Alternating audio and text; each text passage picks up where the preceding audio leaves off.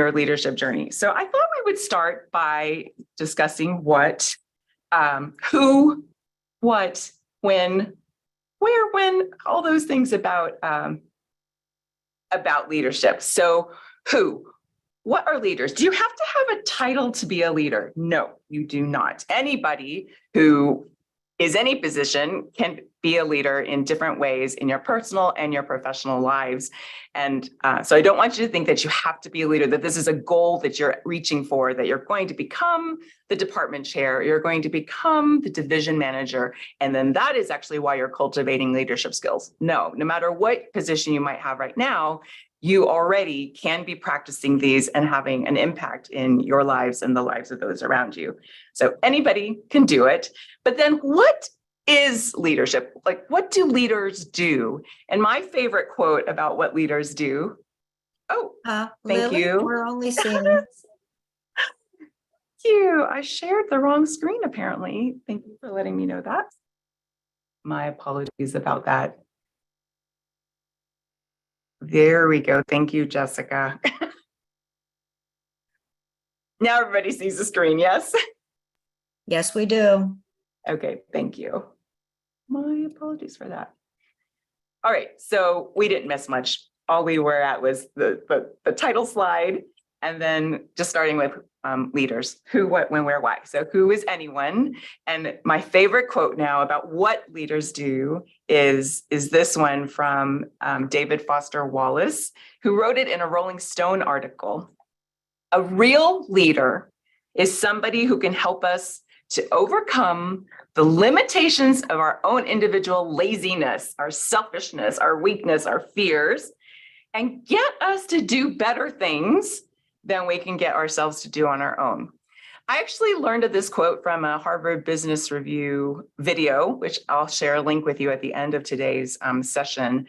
And I feel like it is a consummate description of what leaders do. And there's two parts there, right? Like, one is that there are followers. If you're going to be a leader, there are people that are doing more because of how you're working with them. So people and interpersonal relations are going to be at the core of how we can cultivate better leadership skills. And I love also that it's why. There's a sort of hidden part there that, like, of getting at the why we do this, which is that we can do more when we have a leader that can help us to accomplish things in our organizations, in our families, in our various hobby groups and stuff like that. So I really like this definition. So who? Any of you can be a leader. What would that mean? That means you're helping some others, groups of people, to overcome their limitations and get that group to do more, better things. So then we could say, when, where, why, how. When, where, that one's the easy one. Anytime, anywhere, we can use leaders. But today, yes, over the next 50 minutes, we're going to talk about why and how. I actually want to flip those and talk about the hows first, right? That's what we're doing, is a review of best practices and how you can grow in your leadership skills. And then we'll come back to the why again at the end of the presentation. So there we are. We're going to talk about how today and then why. So I want to take a minute and have you all think about ineffective leaders. Let's talk about the negative part first. So think of an ineffective leader with whom you've interacted. What was it that they did? The characteristics, their traits, that behavior, the actual actions that they exhibited that made them ineffective. Just think about it. You can jot it down on a piece of paper if you like. We are going to share it in just a moment in the chat. So just take a moment. Bad leaders. I think we've all had at least some experiences with persons who were asked to lead something and they did not do it as effectively as they could. Give you a few seconds for that.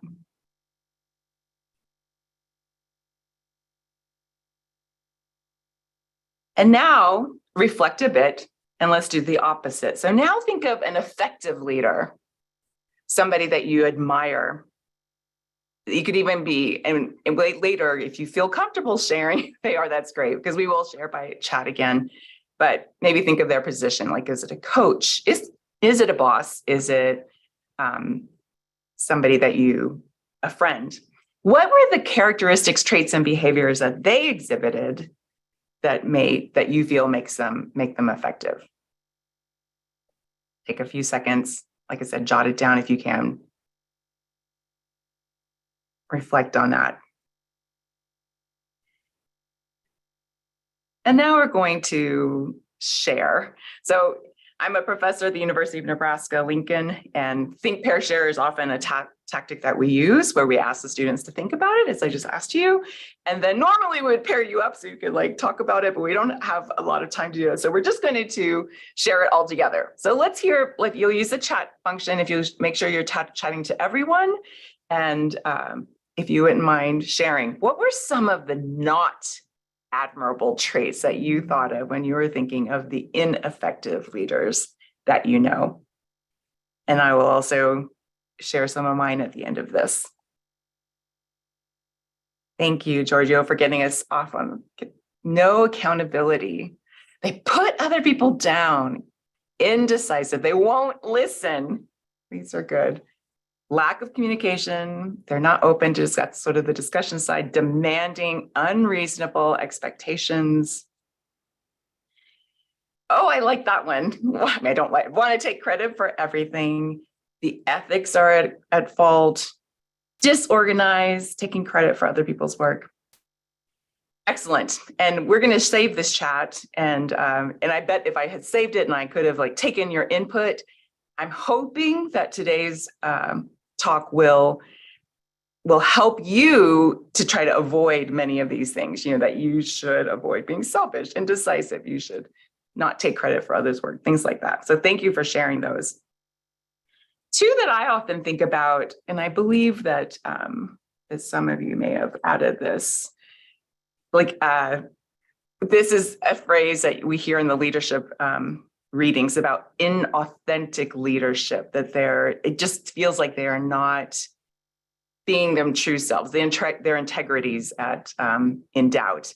And then the other one I feel like is that I feel like somebody maybe talked about this one too, that they don't listen to feedback. They don't listen, period, but they don't even like try to take that feedback in and improve their leadership. So thank you for sharing those. Let's go the opposite way now. And what were the admirable, if you're willing to share, a leader that you admire, that's fine. Or if you just want to type in the chat, what were the traits, the characteristics, the behaviors about those leaders that you greatly admired?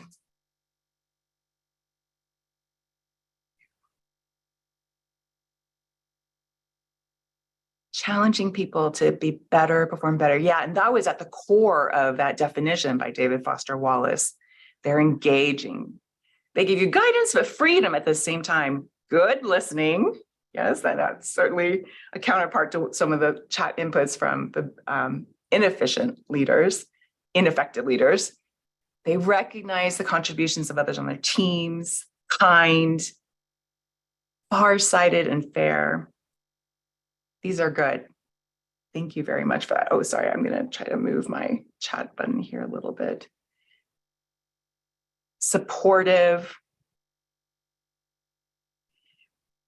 They help you grow. These are great.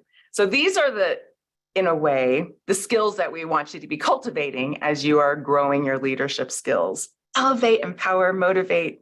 This is good. So how do we do those things? How do we become better communicators, better listeners, better empowerers, calmer, more supportive, helping people grow? That's what I'm hoping that this session will help you to start with.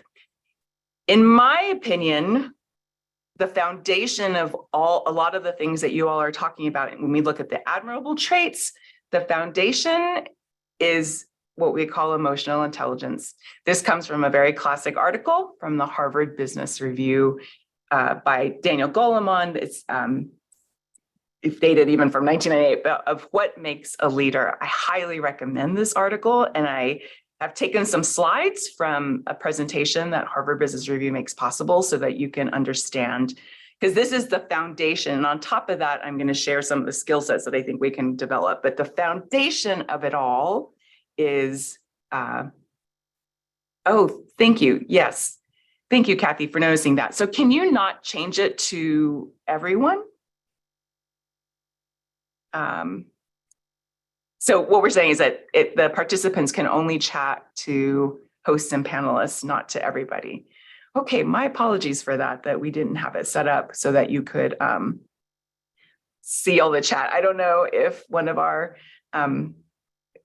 tech support persons can maybe change that option for the participants, but if so, that would be much appreciated. Yes, because normally it should have been possible that you could actually chat to everybody. So my apologies for that. Okay, the foundation, we'll see if we can get that changed, is emotional intelligence. And what is emotional intelligence? It is, according to Goleman's article, twice as important as having the appropriate technical skills or being the smartest person in the room. That being able to define these would be better. Being able to have emotional intelligence. So there are 5 components to emotional intelligence that Goleman outlined, and they are here. Number 1 being self-awareness. Number 2, self-regulation. 3, that you have motivation. 4, that you have empathy. And 5, social skill. And I'm just going to touch on each of those briefly because this is already something that each of us can be developing and is the core on top of these other skills that I'm going to be talking about today. So self-awareness, in my opinion, is maybe the most key. It's where you are realistically assessing yourself. People say that leaders who also have self-awareness seem to not take themselves as seriously. They have a self-deprecating sense of humor, and they do have a confidence. So it's not a self-awareness where you're doubting yourself all the time, but it's sort of being comfortable in your own skin. So there's that part. Knowing your strengths, but also being aware of parts of you that you could be working on and developing. Leaders see themselves clearly, then they would also see the people that they work with and the companies and the programs and the groups that they work with clearly. 2, the second one was self-regulation. And this is maybe, holding back on sometimes the biting comment that you would like to give to the person who has bugged you about the same thing over and over again, that you self-regulate and you be thoughtful about it. You hold yourself up with integrity, and also that you're comfortable with the fact that things are gray. Because when you're a leader, there's not always going to be a right answer and a wrong answer. There's just different answers. And so there is ambiguity there, and that be able to be comfortable with that, that's a self-regulation component. Leaders who control their feelings are ones that create an atmosphere of fairness and trust. This can be hard. We'll come back to the hardness of leadership later. 3, motivation. You're passionate for it. You want to raise the bar, you're committed, you're optimistic. This is an important component of that emotional intelligence, because if you are that way, then this is contagious to the rest of the group that you are working with, to make them want to leave behind that laziness, selfishness, weakness, fear, remember, so that we can all do better together. 4 is empathy. I'm sure you heard of this one. I even think that this was something that people have typed in the chat, although I'm sorry that you did not see that at the beginning, but we can make sure to share that with all of you later. It's the ability to read between the lines and having skill with groups and being able to read body language, understanding the underlying tensions that might be happening in a group. So leaders who do manage with empathy, Harvard Business Review's article talks about how they had increased satisfaction and reduced turnover in those companies that they studied. And finally, social skill, that you are able to work with teams, have some gifts at persuasion, at collaboration. This next slide I thought was kind of interesting, that schmoozing can be a good thing, because sometimes schmoozing is actually this component of social skills and building relationships. So just coming back to those 5 components again: self-awareness, regulating yourself, having that motivation, empathy, and social skills. Those are the core foundational parts of having emotional intelligence. And I do highly recommend that Goleman article to read in more depth about all of those. But now that we have that, and you can learn it, so don't feel that it's an innate trait, a core component of that Harvard Business Review article is that we can learn this and develop these skills. So you're developing that. And then on top of that, I wanted to share with you 3 other core skills that I have found myself to be helpful and that I'm hoping will help you all too as you grow in your leadership skills. So one is working with teams. If I looked through the chat, many of you talked about how it is important to, Yvonne, you mentioned elevate, empower, and motivate their team.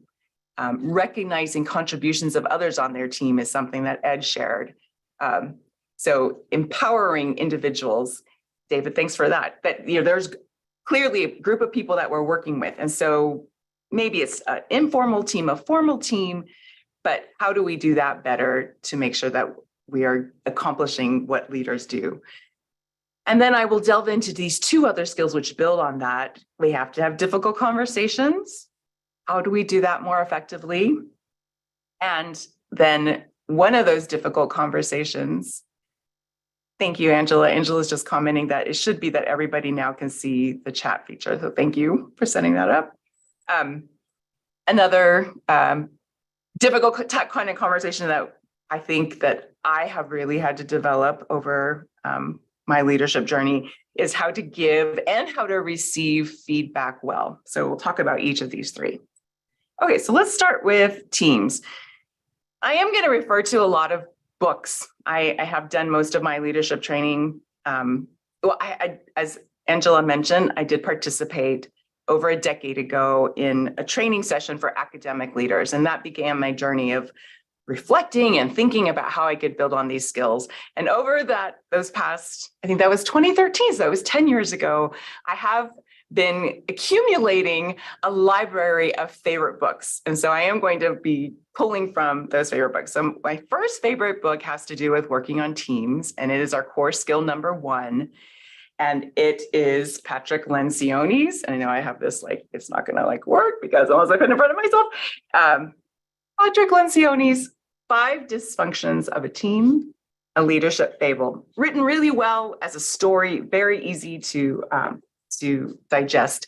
And I can really, in some ways, only give you the beginnings of all of these things. And I highly encourage that you would also consider reading these or listening to these books. So the summary of working with teams is that these are the most harmful things that happen and why, in a way, leadership wouldn't work. There is, at the base, an absence of trust. And then, on top of that, there is fear of conflict. That's going to be our communications piece. Because there's maybe ambiguity, and also we don't trust or have conflict inducing conversations that can be good for our group. There's lack of commitment, which then means that there's maybe low standards, we're avoiding accountability. And at the top of it, there's inattention to results. And on the side, you're just seeing that as the leader, this is because you're feeling invulnerable. And so people don't trust you. You're causing artificial harmony, just saying, oh, everything's great, but really you're just sweeping all the problems under the rug. The goal of whatever we're trying to accomplish is ambiguous. I'm not holding high standards or have accountability, mostly because, again, this is fear of conflict, perhaps, and it's all about me. Some of you talked about that the ineffective leaders made it a lot about themselves.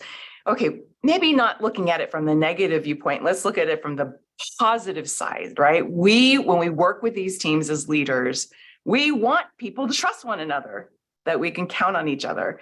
They should have conflict, unfiltered conflict around ideas, not judging people, but actually the work that we're doing. We should have conflict about that, productive conflict.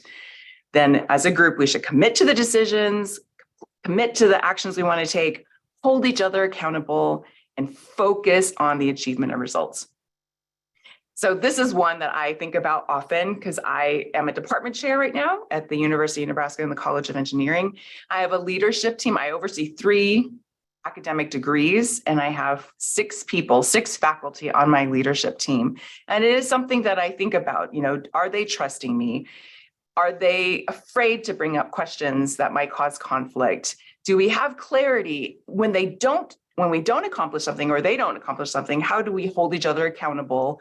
And am I making sure that it's not all about me and how perfect my leadership is, but are we achieving the results that we want? Remember that definition, going back to that definition of leader, that we are able to do more altogether than maybe just one person could have.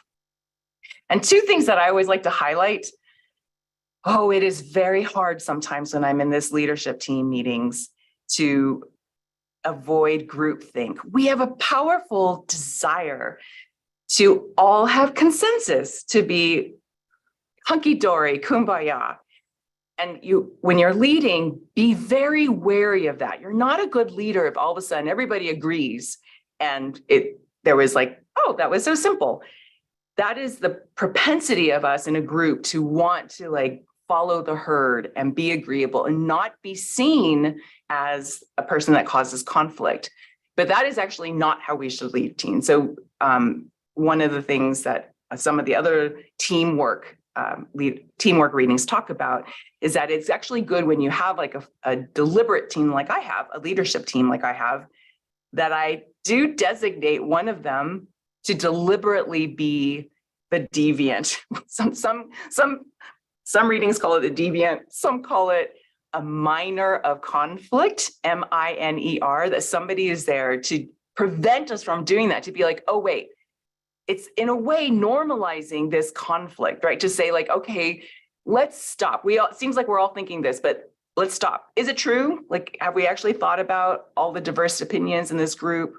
So be very aware of that groupthink. It's one thing that I found helpful.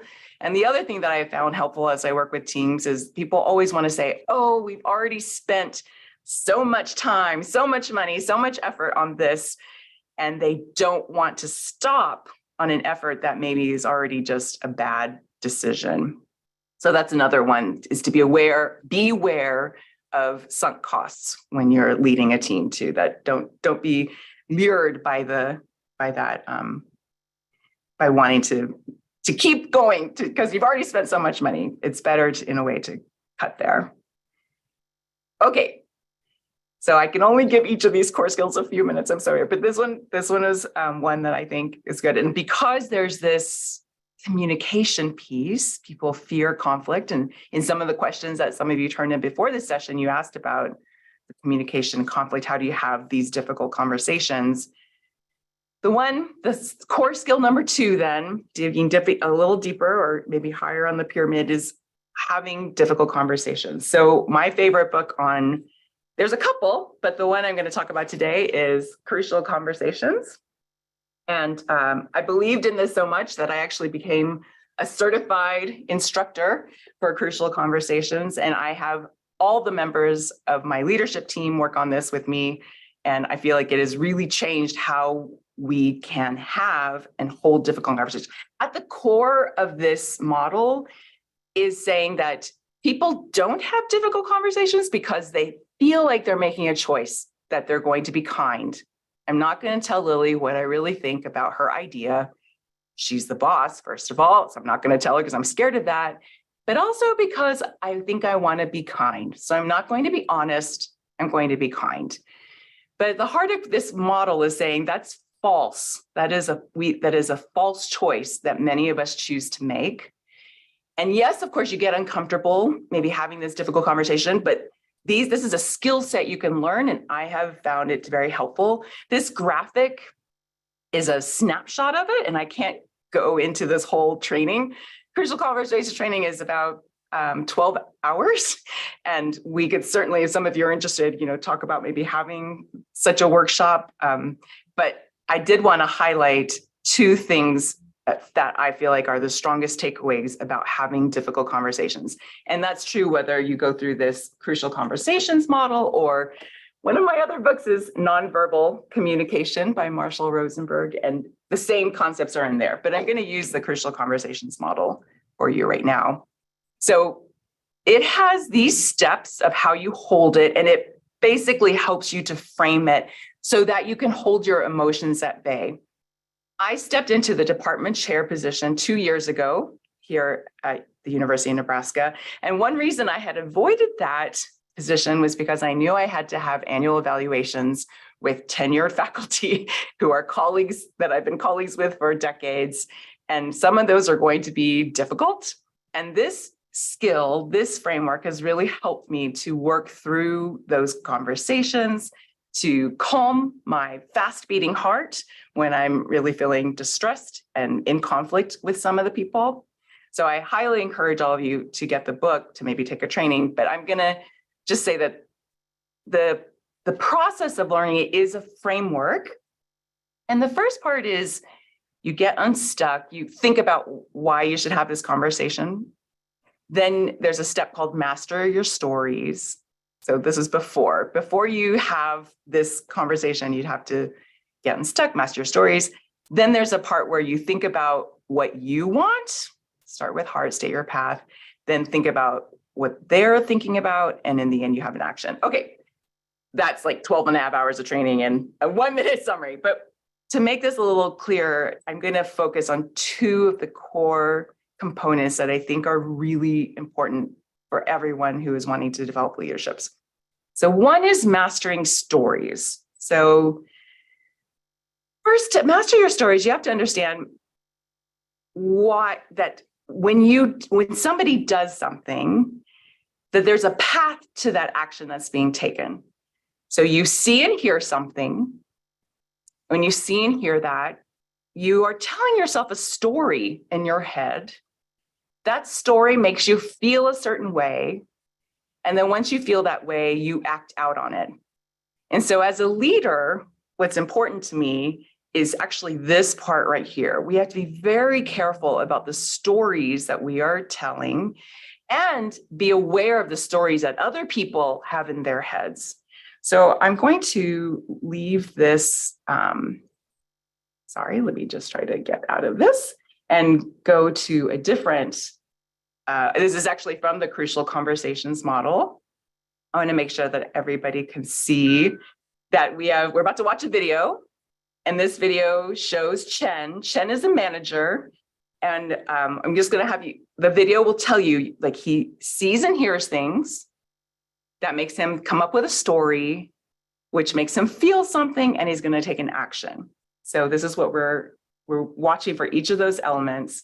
And then what happens? He's a leader. What happens when he acts out on his story, right? So this is what we're watching. I'm hoping you should have shared the sound, but if I didn't, made a mistake there, then somebody please chat me, but here we go. So let's take a look. Hey, heads up, Taylor's on his way over here and he's got some pretty bad news. The project we've been working on for the last 2 weeks was sent to London, Ontario, Canada, not London, England. So the client's obviously pretty upset and they're threatening to sue us. So. How did this That was happen? the first step. Guess we'll find out when he gets here. Here's the story. You know what? I do know what happened. He must have done what I told him not to do. He was trying to get off early that day and trying to get to his kid's baseball game. And then he wanted to turn the job over to Vanya. And she's only been here for only a week. And I told him not to. And then later on, you see him getting in his car. You know, it must have been him. He blatantly ignored my directions. Here's his feeling. He's feeling pretty mad. So how's the big job? Yeah, that's what I wanted to talk to you about. Seems the package got sent to Canada and not England. Do you know what the big issue is? Here's him acting. You think that you're always the smartest person in the room. I told you exactly what to do. Exactly. And then you rush your way through it, putting the whole company at risk. And then you come here thinking that I'm just gonna let it go? Well, you come to the wrong place because I'm fresh out of sympathy this time. Well, actually, I did what you directed, exactly. But when I sent the routing slip up through your office for final approval, someone entered the wrong shipping code.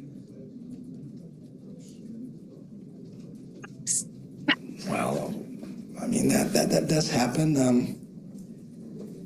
Okay, good job. I'll just take it from here, and thanks for the update. So when you were thinking about ineffective leaders before, had you considered something like, have you had a leader that maybe acted like that? And what we're trying to get is that that's that path of action. We do it, but also other people do it too. They see and hear things. We have such a quick tendency to tell ourselves a story about what we saw and heard.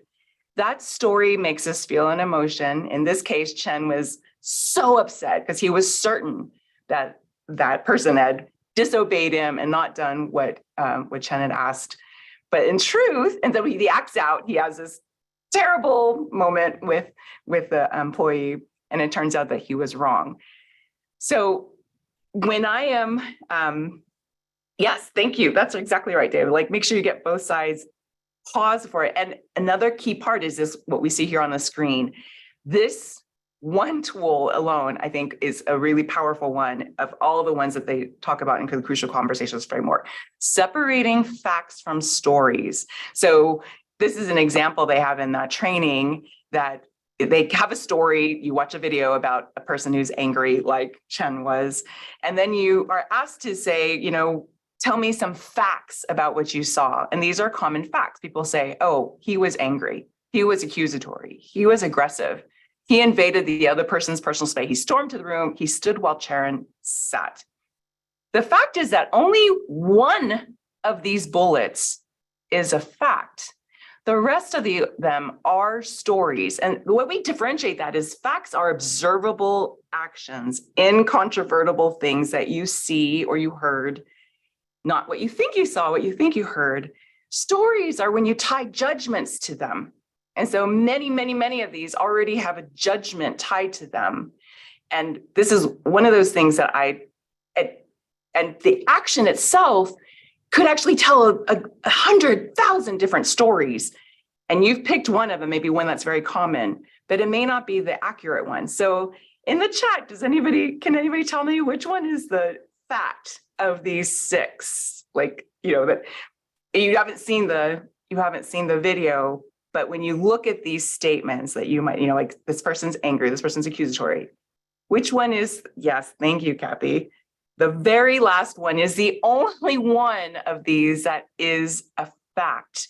And so whenever you're starting to get emotional as a leader, or even as a team member, or other team members are doing that, think about this particular skill, that go back and think, okay, what is it that I actually saw that happened?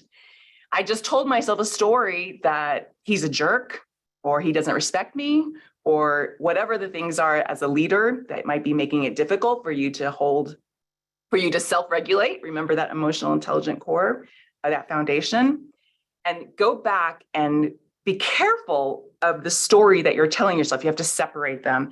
And another key thing that they talk about in that training is that there are 3 very common ones that we tell ourselves.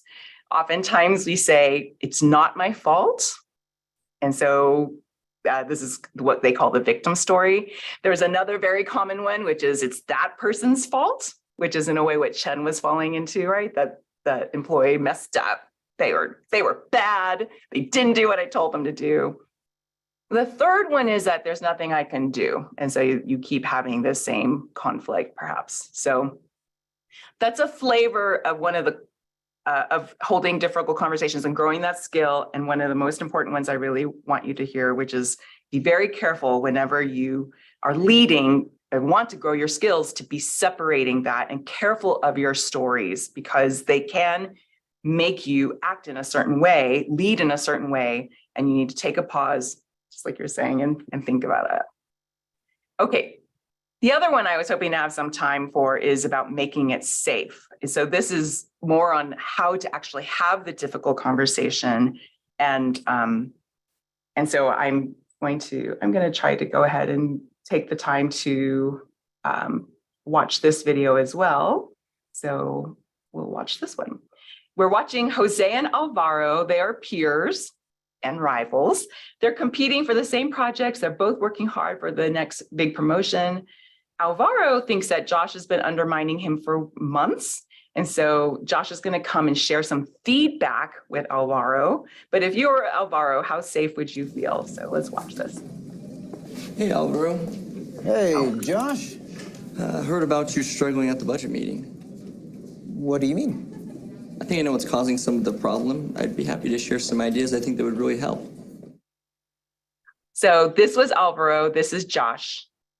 And if you were Alvaro, and this is a rival of yours, and you're both Josh, trying for this promotion, how would you feel about Josh coming to say that he's got some feedback for you? And if you could type that in the chat, I believe. Oh, okay. So you may still have to make sure you're choosing that you're chatting to everyone, because I think now I can see some of you are chatting to everyone, but some of you are still chatting to hosts and panelists. But the question is, how does this make you feel if your rival? Okay, good. A, you're going to hear him out. Excellent. Is anybody else feeling cautious? Thank you, Tim. Wary, suspicious. Yes, Jessica. And what I'm getting at here is that it's actually the story, right? What is the story that Alvaro has about Josh? So he sees and hears that Josh wants to give him feedback. And then it's the story. Is it because, oh, he wants to one-up me, he wants to make me feel not so great? And then you're going to feel maybe a little bit more defensive and, like you said, suspicious, maybe a little angry, getting ready for all that. But what's interesting is, what if we had flipped it and said, Josh is your friend? Like, what if he's like your best friend in the company? Then if that person comes and wants to give you feedback, do you see how that story changes? Now this is a person who's trying to help you and give you, like, help your goals and wishes. So when we talk about making it safe, the whole point of that part of difficult conversations training is to be aware that people might have a story in their head of why you're having, why you're communicating the way you are to them. And so making sure that they feel safe, that they might perceive you as Josh the friend rather than Josh the rival, will go a long way to how they take that story. So that's the other part. Those are the only two I can really go through today. If you don't make it safe, if they feel unsafe, there are two common ways of reacting. One, they go to silence. They don't say anything. They ignore it. They just don't even address it because there's a fear of conflict, or they become overly aggressive. In my family, it was traditional that we would go to silence. That's how I grew up. If there was anybody who, started getting upset, we just wouldn't talk about it. As a matter of fact, I share this story that in my early 30s, my brother, who's 2 years younger than me, didn't talk to me for 2 years because of a game we played at Thanksgiving that triggered him to say that he thinks I'm bossy and controlling, things like that. And so he felt unsafe, he went to silence, and we were not at that time practiced in holding difficult conversations. So this is not only applicable to your work environments, but also your home personal environments too. As I said, I'm sorry that I can't go through more of crucial conversations, but that is a second skill that I feel like we need to build. So having the core foundation of emotional intelligence, then thinking about how we're working with groups of people, because that's what leaders do, and what are the common traps of teamwork. Often part of that is being able to have these difficult conversations, so developing those skills. And then the third one is even more about communications, but it's about feedback. How do we give and receive feedback? I love this book that you see on there by Stone and Heen. Thanks for the feedback. Science and Art of Receiving Feedback Well. And here are some of the core points from this leadership skill that I think are important. Because when you're a leader, if you're a named, like in a title, you likely are being asked to formally give feedback. But even if you're in an informal group, maybe you need to hold the others on your team accountable. So there is having to give feedback there. One of the things I learned from this book was that there are actually 3 different kinds of feedback. And sometimes when we're having feedback conversations, the problem with the feedback conversation is that the person giving the feedback has one of these types in mind, but the person receiving the feedback is thinking or expecting something else. So one of the types is just appreciation. Maybe sometimes you just simply want feedback to say that you're doing a good job. Good job. Wonderful. Really appreciate all you do. And there's certainly the story that the book talks about at the beginning is a father of twin girls, and he's coaching them softball, and he's giving them the second type of feedback, coaching, which, maybe pointers on how to be better at softball. But one of the daughters is taking it well because she is expecting coaching to improve her softball skills.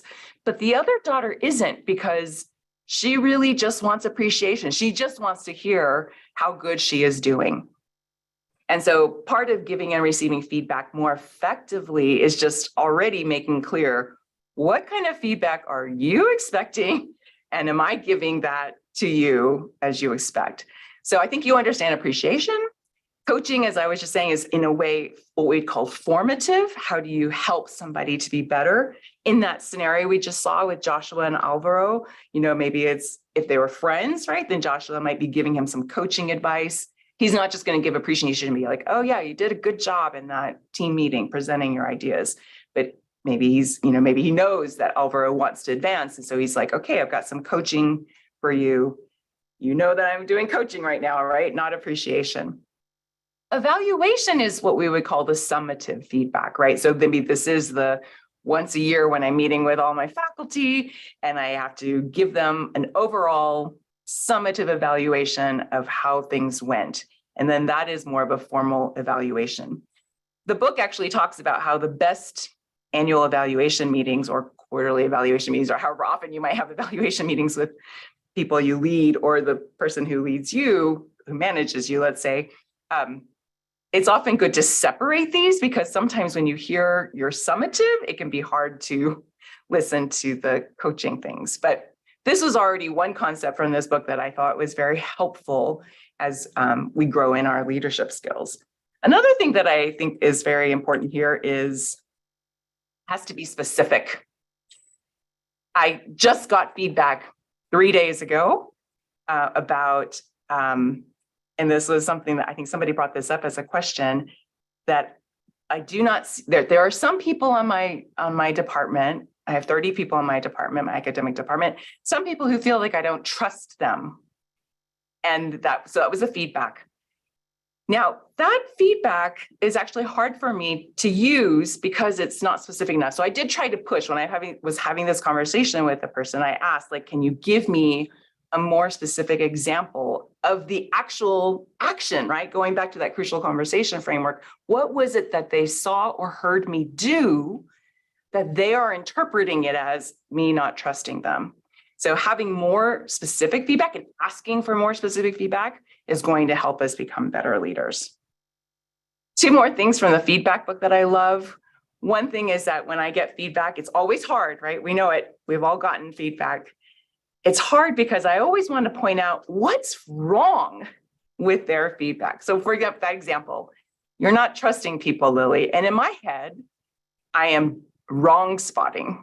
I see the data differently. I have a different interpretation. I'm like, oh my gosh, I am trusting Michelle to do that, Brandon to do that, Terry to do that. How am I not trusting people? That's why I need the specific example, because otherwise I'm sitting there trying to think like, oh, I can't trust it. This is bad feedback because I can see everything that's wrong with it. But what we really should be doing is looking for the differences, be curious, stay open. This is that, again, on that emotional intelligence foundation. Tell me more. What is it that, give me more details so that I can understand why you hear the story or see the story differently from how I've been interpreting the story. One more from this book. We all have blind spots. And this is why getting feedback is really important, why I was actually asking for it from my team.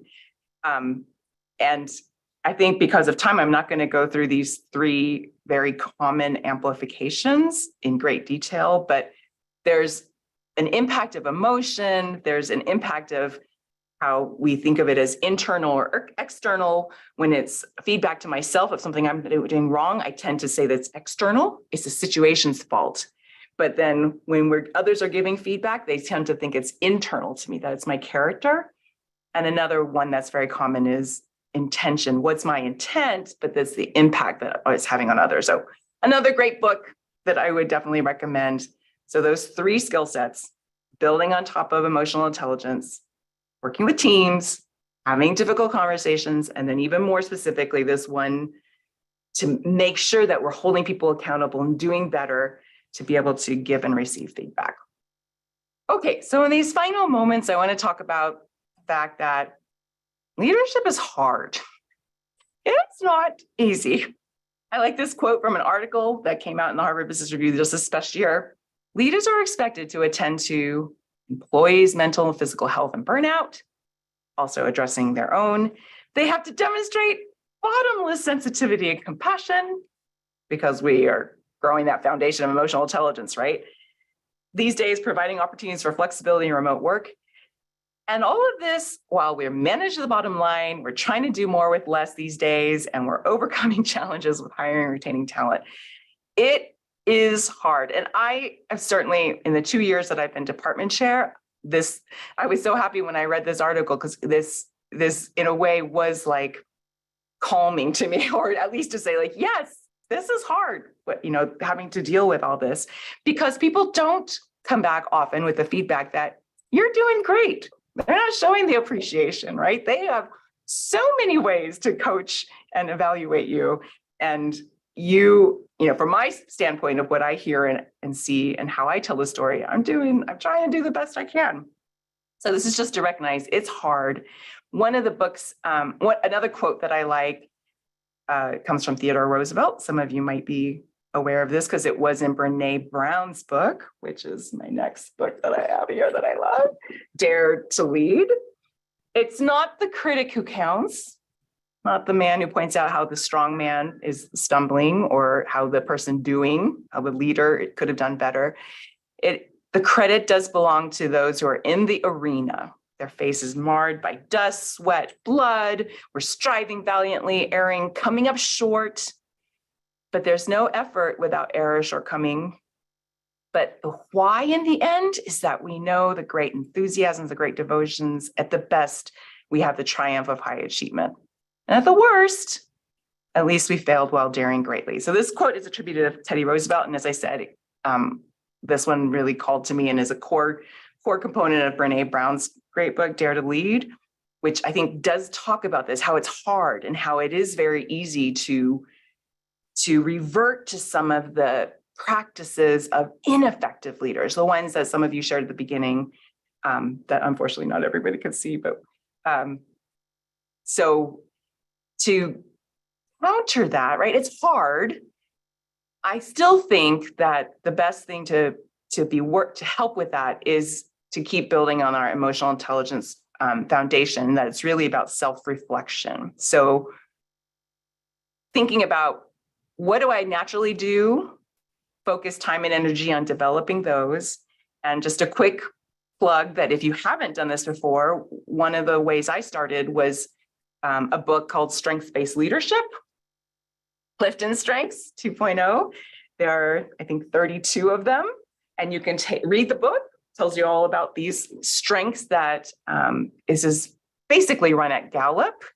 That company studied this, and Clifton was the person. He was actually a faculty member at the University of Nebraska, developing many of these. And you can look at what your natural skills are. So this is part of that reflection and growing your emotional intelligence. And I will just share that these happen to be mine, and that strengths have the also ability to be weaknesses. And so what's great about this reflection is understanding that, for example, harmony. I am a positive person. I want people to get along, but I have to be careful of not going to that group think, right? That, oh, let's just all get along. And so understanding your strengths, but also understanding how they can become weaknesses is a great thing to do. So that's one other tasks that I would recommend all of you do, just to maybe consider getting a study or analysis of your Clifton strengths. And then somebody even asked this in the when you registered, it's difficult to get good feedback. I'm the department chair, I'm asking for feedback.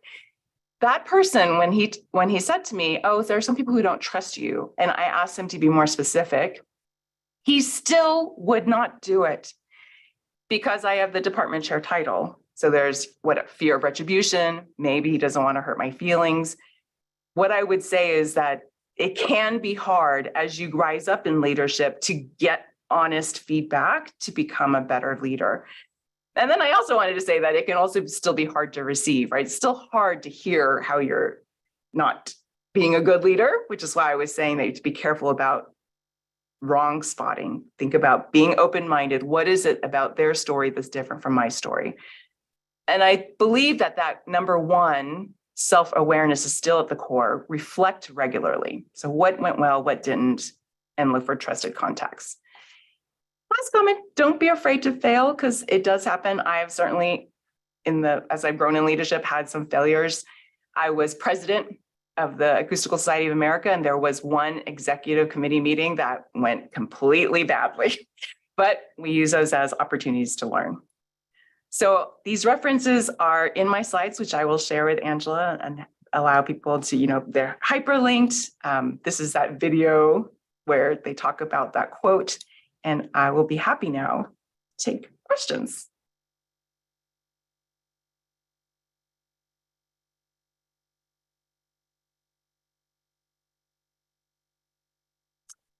If you would like to type them into the chat box, we can certainly answer them that way. Or I'm also happy to look back at the list of questions that some of you submitted upon registration. So does anybody want to ask a question at this moment? Let me look up my...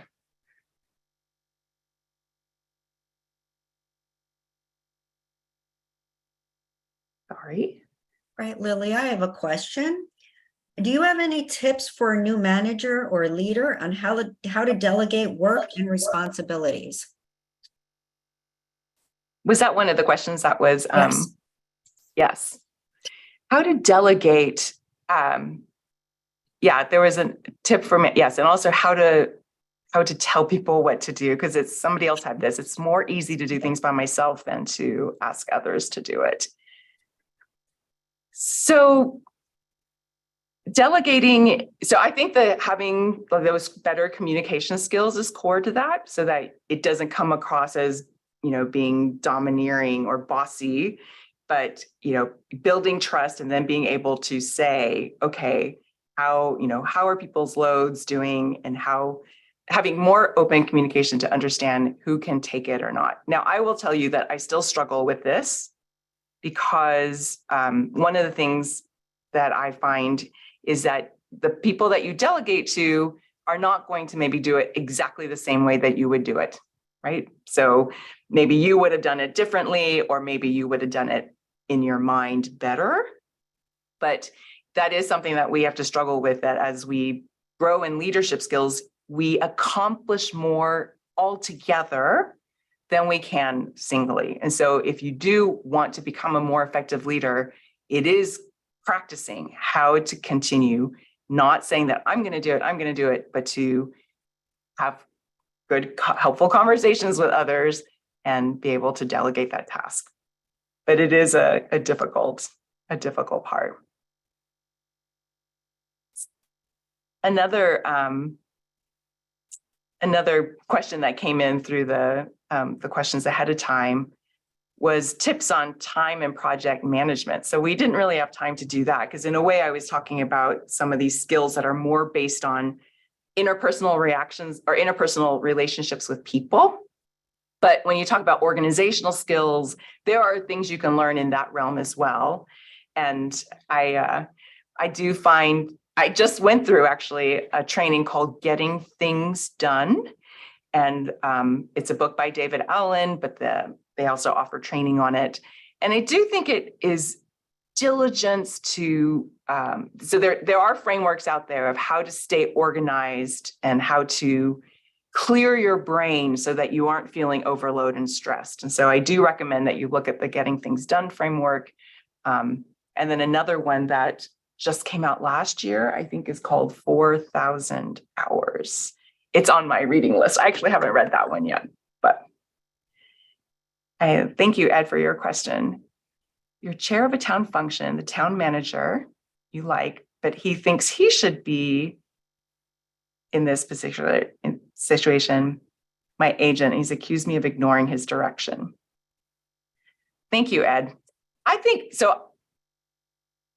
If you can explain to me, like, you're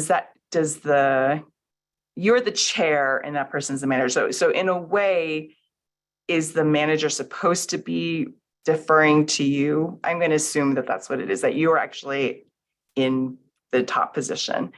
And my dean, I actually just had this leadership conversation with him about that feedback I got about trust. And he actually said that oftentimes he finds that when they say they're not trusting us, it's because we didn't do what they wanted. So in this case, that your town manager, you're the one maybe who gets to make the final decision, but your town manager feels like you're making the wrong decisions because you're not listening and thinking about his directions. And that is hard because they interpret that to mean that you don't trust them or something. And so it is I feel like the dean and I were discussing that is a problem because there is in our case, maybe in your case too, as the chair, we have a position there. We do have a title, we do have a job, and we can't make everybody happy. And so what we can best do, which comes from that Lencioni book, is make sure everybody feels heard at least. Does everybody feel heard? Does this manager feel heard? Not just by you, but maybe by other people who are also working on a committee with you. And could it have been would there have been time in a committee meeting that manager's ideas could have been put into the pool and considered, and then everybody maybe generally talk through it and come to the consensus that supports the direction you went? Or if not, if you have the title to be able to make the final decision, then at least you could say, well, I've heard all of you, what you've had to say, but this is going to be my decision of how we're going. I hope that wasn't too vague, but that's how I've felt about it sometimes when we have people who are feeling distrustful or not thinking that we're thinking what they want.